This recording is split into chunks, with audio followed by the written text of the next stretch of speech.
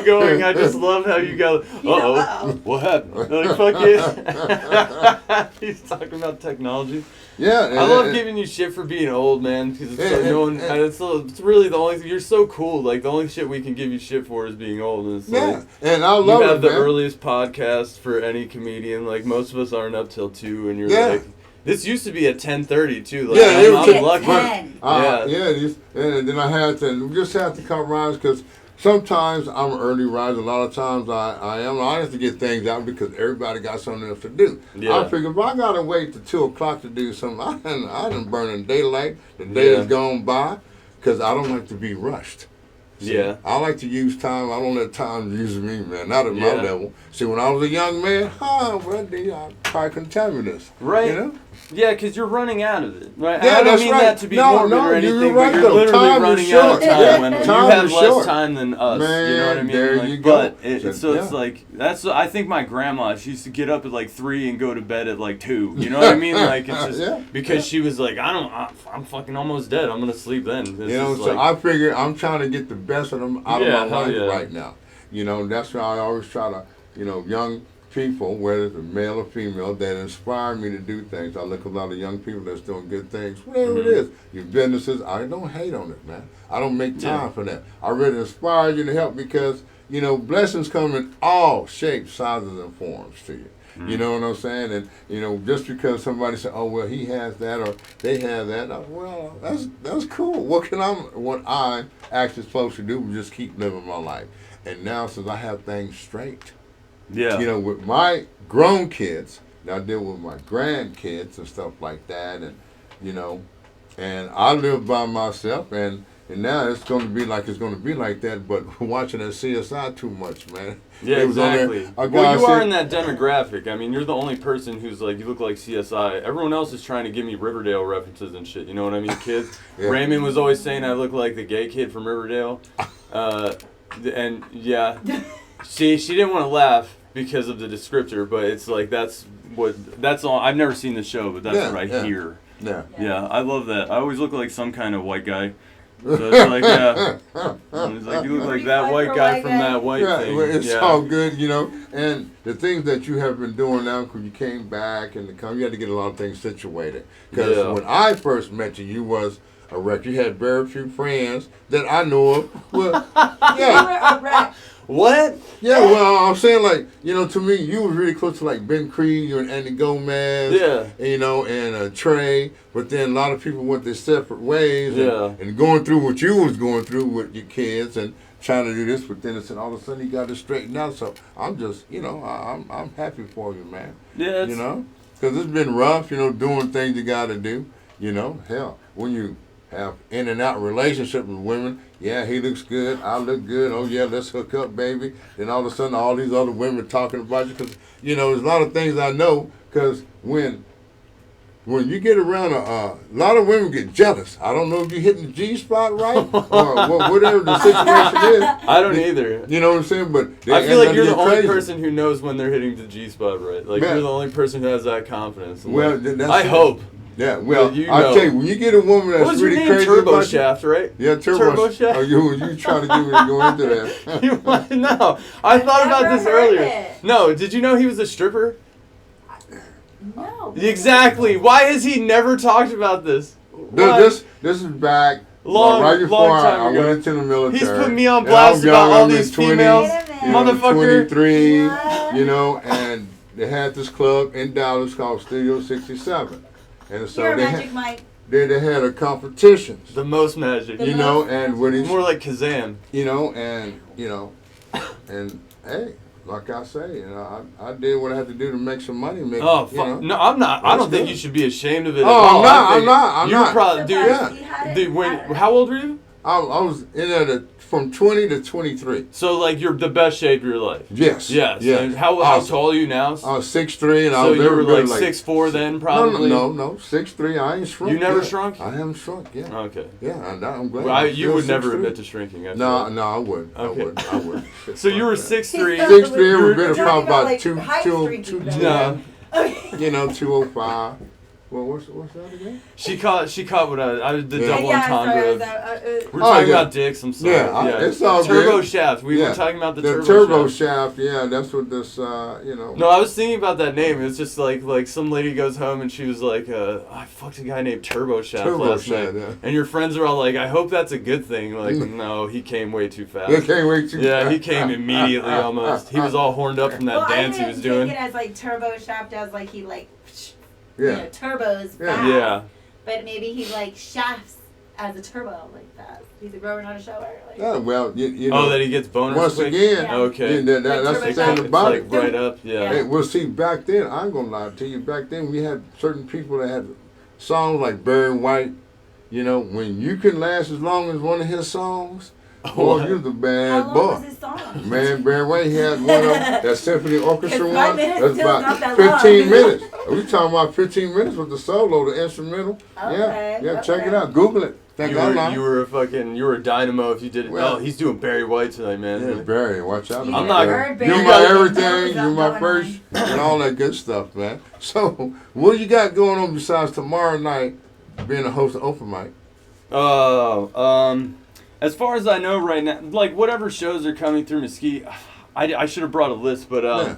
I think Jimmy Shin is coming. You go to laughdowntown.com for all that. Like whoever's coming through, typically I'm hosting for that, unless it's like Lovitz or somebody. Like I got to do a little spot in front, and then he wanted tape, and I literally just taped my set for the first time when we had that show. So not the first time I've ever taped it, but it was the first time where I was like, okay, I'll record it and start to put stuff out there because I'm really worried that my parents are gonna get mad at me. Like once. Are you serious? Especially I'm not worried about it. I know.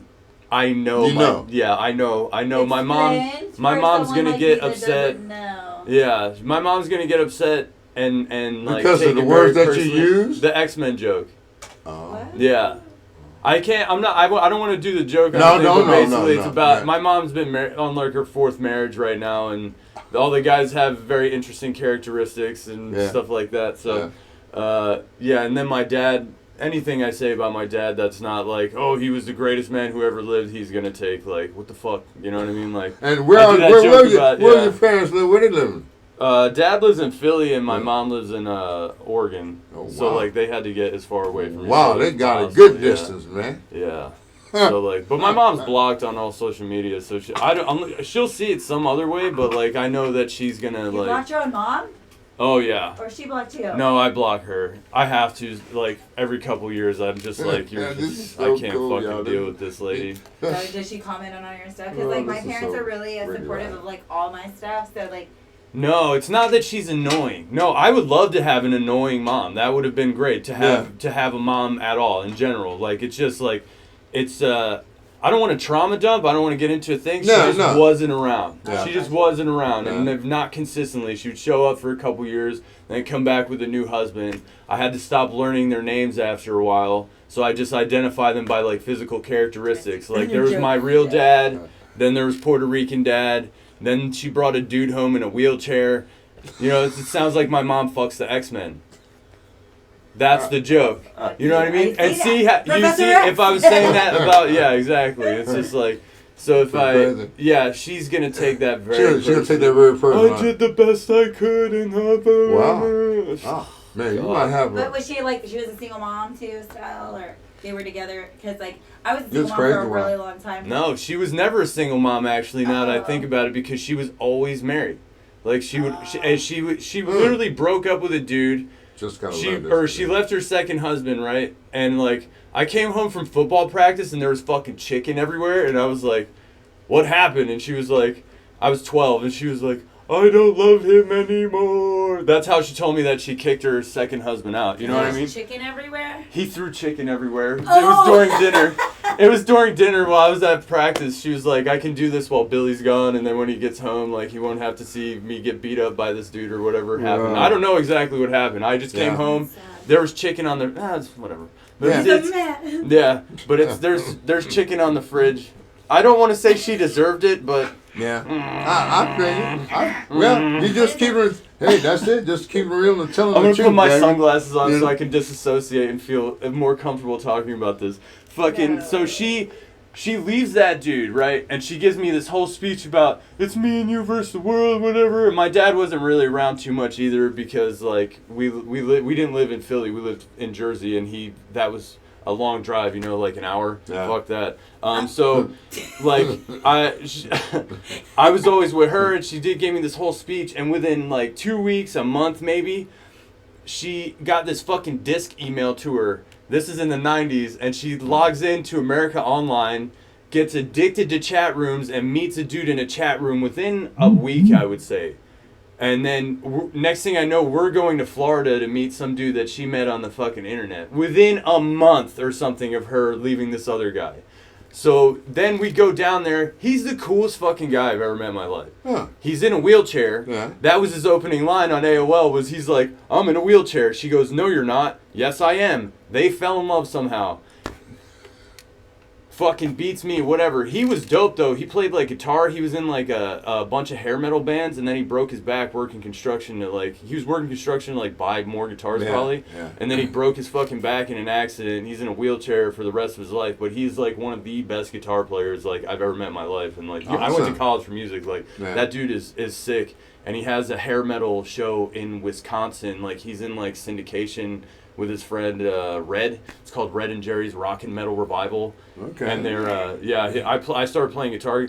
Best stepdad ever, Jerry. If you see this, awesome. I've had many, but yeah, it's the second one got the cake. Yeah, the so third. Cool. Well, yeah, second stepdad. Yeah, third dad though. Yeah, so yeah. This is tough. Yeah. Hey, cool. So it's very exclusive today, y'all. I love it. I but love here. It. That's how it goes. Octopus Studio. And that's why I'm a comedian. You know that lady. That's the good thing, and see, I can relate to that because a lot of things that all my acronyms basically come from a lot of negative stuff in my life that I didn't like. Yeah. And I tried to talk about it, so now I just flipped the script on it. You know, make it funny. And part of my life is about how, you know, you wait 55 years to hear that you're adopted. Knowing it was in the back of my mind for a long time, but for it to come out 55 years. You were adopted?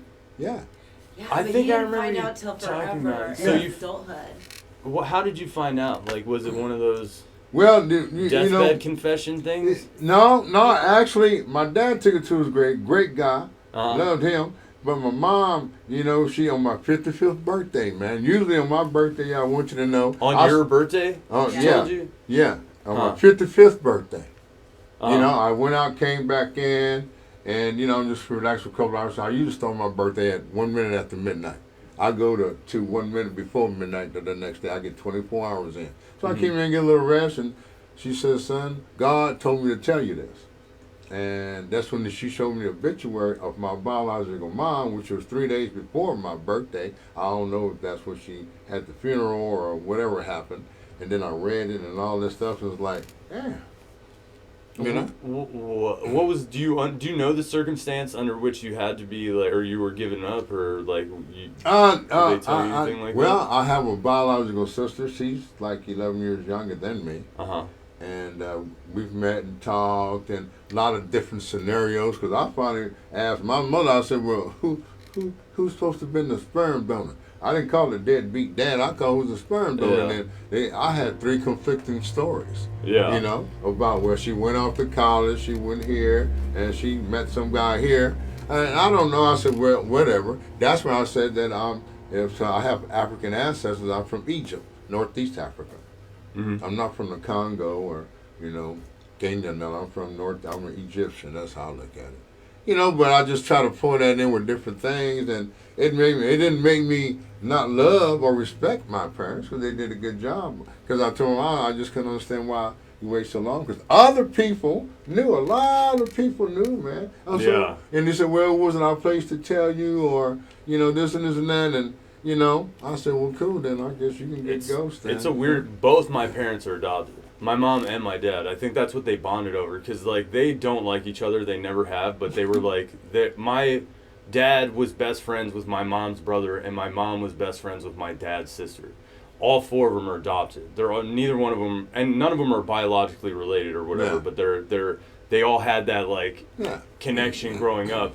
And, like, my dad never wanted to find anyone because he felt like it was disrespectful to the people who raised him. Yeah. But my mom was always obsessed with finding the people, like, and she always had this massive, like, why didn't my parents want me thing, and I think my dad took it as, like, my dad was very practical about it, like, my parents didn't want me, these people raised me, I'm gonna be loyal to these people over here, you know what I mean, like, that, he's like, he felt like it was disrespectful to find out. My brother found out, my little brother ended up finding out, like, everything, but, and it's a bunch of, and I don't even know if it's true. That's the thing. Well, the thing about me is a lot of people that I knew because Marcus Stoney, can understand my biological mother and his grandmother are cousins, and so there's a lot of people that like that. And I used to ask my mom, how many cousins can you go deep in the black family? They go like 5, 6, 7, 8, And to me, family, you don't have to necessarily be blood. I know people I call my family. We don't have to be blood. Yeah. So I'm cool with that. So I can understand a lot of things. You know what I mean? But I also noticed that some people felt differently. A lot of things happened going on with that. So I kind of like, okay, hold back. Because that's where I'm now. I'd rather just tell the truth and let you deal with it. I don't like liars or thieves. I'm not into that. If you can't tell me to my face what you really think, then move around. I'm not going to get really mad. I just won't fuck with you no more. Yeah. That's just how I am. Yeah. And I'm not better than anybody else. And this is such a cool conversation. This is one of the best ones besides Tina Lacappuccino. Anytime you got Tina. I'm way better than Tina. Oh, yeah. I love that. Tina, too. Yeah, she's really awesome. Did you go last night? No, I didn't. Yeah, I was playing video games with the kids all night.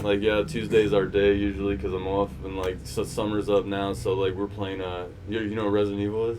Yes, we're playing Resident Evil Village. Okay. It's scary as fuck. Really? Oh, my God. Well, one thing about me, with the games, I'm okay when it comes to the Madden and the NBA. Yeah. Okay, now when you want to start doing all those, the Call of Duty or whatever it is, I'm missing shooters. I'm missing me with that, man. Yeah. I want to score points. I know you did score points on that too, but I don't know. That's just me. If people are really into it, why don't they have a competition or like that somewhere where people see, put entry fee, $50. That just went that's some money making. Wendell, they do. They literally, they do. It's called esports basically. Yeah, they do. They're doing these all over Twitch and the internet. Yeah, they got it all over the place. I'm so behind. You date yourself sometimes. Yeah. That's what's really charming about you. It's just hilarious. Duh. Why don't they put cameras in these? I want a camera in this right here in your phone. It's there. How do I work it? Yeah, I know. I'm sorry. Yeah, I know. I feel you. Crack me up. Yeah, I'm pretty there. But I want you to know before we about to shut it down right now. I had Bill out here long enough, and before we really go, Felicia, what's going on this weekend? Is it Art Walk this weekend? Yes, the Art Walk is this weekend, and it's 2 days. We're not participating. Not participating, no. No, I'm doing things different from our last time that I talked to you, that I was going to start doing things different. Good. I made an executive decision to set this motherfucker out. And we're just going to go and promote our other new clients and things do what like you got to that. do. But I just didn't feel like setting up a table and for 2 days just I don't know, I just didn't feel it. But it is going on. I'm going to go see some new clients at their booths and things like that. But I guess the only thing we really have going on is the magazine. And we have the new ad package with the marketing and social media, the expose kind of stuff. What's going on with you there? You got anything? Any shows coming? Nothing. I got that. I got through that. I had that show at Mesquite that we did on the 21st. You and Andy? I just wanted to get through that. Yeah. I put that together myself completely. I did every single thing for that show. Cool. I set up it was brutal. So I just wanted to get through May and get through the kids' last month of school and get to summer to where I don't have to drive. And your kids go to school in the Bluff too? Yeah. Yeah, so I live down here and they go to school in the Bluff, and I'm driving downtown to the Bluff every day, and we live off Graham, so I take the kids to school, then we come to the studio, but I can't go and pick my little one up at 3:00, and then I still need to be here. So my dad has been our family Uber because he retired this year. And I think he needs that break. But we just did it, Wednesday? So this week, and last week's their first. Yeah. So you want to get home to your kids because they're home by themselves all the time. Then it's just like for me it's more like getting that relief from driving down there, especially with gas now, like, and it's just exhausting. You gonna find them close to school or something? Huh? You gonna find them close to school? No, they do so well over there. They're in an advanced program too, so like they're awesome. They're on a really good track academically. Like they're gonna have a lot of chances that you know. Like how as a parent, you want to, Okay, good. He's doing half of welding program at Del Mar and then half his senior year at the Bluff. Yeah. And that's because he was in academic classes growing up. Like then now his senior year, he's only there until 11. Right. Yeah. Then he goes to college for the rest of the day. They set them up really well if you give a shit about your kids and you like try to, you know what I mean? Like there you go. That's a good thing. I drive a piece of shit Jeep. Mazda. I drive my ex-wife's car. I got it in the divorce. I paid it off in March, and I got hit a week later at the Whataburger fucking parking lot. I was literally in line at the drive-thru, and some kid rear-ended me in his gigantic truck. And I still haven't fixed it because I already paid it off, and I'm kind of like, I don't want to fix it. I just want to sell it to somebody south and let them fucking deal with it, you know what I mean? Like, you here, drive this across, it'll make it across. The trunk's just fucked up. You're gonna get, I don't know, they'll tow it with a rope. The hazards work, so they'll be fine. They'll be fine. Yeah. Oh, that's a good one, man. That's crazy one. Well, I definitely want to thank you for coming in. No, man. Of course. I'm sorry I missed it the first time, too. Well, that's okay. It's even better now. And, I just got to say thank you more than anything else, man. You've always been a good man. You know, you're still going to be a good man and everything. Sir. You're a good man, and keep on cracking on me, man. I know that. It was the night I gave you a ride home, too. I did it. You know, no good deed goes unpunished. It really does. I picked him up from it was after that open mic. Remember I came over to the Exchange? Yeah. And you were like, can you give me a ride home? Hell yeah. Give Wendell a ride home. I'm like, cool. I just got off work. I hosted the open mic. Gave my buddy a ride home. I'm gonna get a fucking cheeseburger, right? And I'm just sitting there looking at my phone, and it's like crunch. And I was just like, I knew immediately. I knew what happened. And I was like, God damn it! And it's like I got out of my car and I look, and it's just the truck was on top of my car. And he gets out of his car and he has to drop down. I'm 6'4", he's down here, and he's in the whole fucking Brewster Street uniform with the fishing shirt and the fucking PFG hat and his fucking oh my God, his stupid boots. I just want to scuff his boots. Yeah.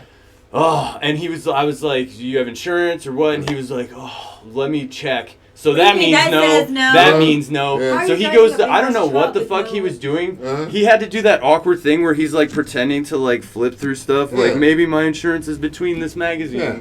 And you know what I mean? I don't know what he was thinking. Crazy. And I was like, look, dude, I used to be a cop. I used to be the anti-terrorism officer for the base here. I have so many friends in the fucking DEA, the cops, all this shit. Give me your license. I'm going to take a picture of your license, your VIN number, your driver, your license plate, all this shit. Yeah. Yep. So I got all this stuff. He was underage. He was under the weather. I'll say that much without putting his business out there. But he gave me the money. But I just, like I said, I'm not fixing the trunk. I just put that over here because I want to get a new car.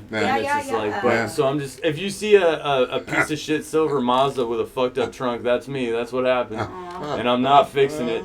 I don't need the trunk space. I don't need it. I don't need the trunk space. I can stick everything in the Well, once again, I appreciate it. We got some good exclusive stuff here tomorrow, boy. For tomorrow night at the open mic. Anyway, my name is Mr. Wendell. Oh, Mesquite Street every Thursday at 9 o'clock. Sign-ups at 8:30. Yeah. Follow me at Bill Eaves, Bill.EAVES, please, on Instagram. I need all that. We should go and film you, do a skip it. We started filming him when we go. For his open mic? Yeah, just little, highlight reels that y'all can just post out, you know what I mean? Yeah, that's the whole next part of the game. Yeah, it is. That's what we started his swag, and now we're going to start his videos. And his swag?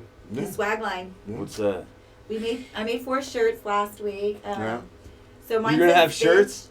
Mine says bitch, and then it says all his acronyms. So I'm not. My acronyms. Your acronyms. And then it says, Wednesdays with Wendell, and so we'll start having his little swag line available, and we want to do that's fucking hats, with his little his head shape with his glasses. You know, I don't put my business out there. You know, BB list. Yeah. Yeah, that was my BB list. My Yeah. BB list is bad. So, you hit me with one of those the other day. Yeah. I said he's on the BB I said list. I put up a thing. I said my pronouns are Bill. Yeah. And then he said, "Oh, somebody made the BB Somebody list." made the BB list, and that was you. Seriously? And then Roland woman said, "What is it?" Well, no, Bad you gotta wait, man. You don't rush me, you know. But anyway, I appreciate everybody for tuning in and chiming in. My name is Mr. Wendell, and I'll see you when I'm looking at you. Toodaloo.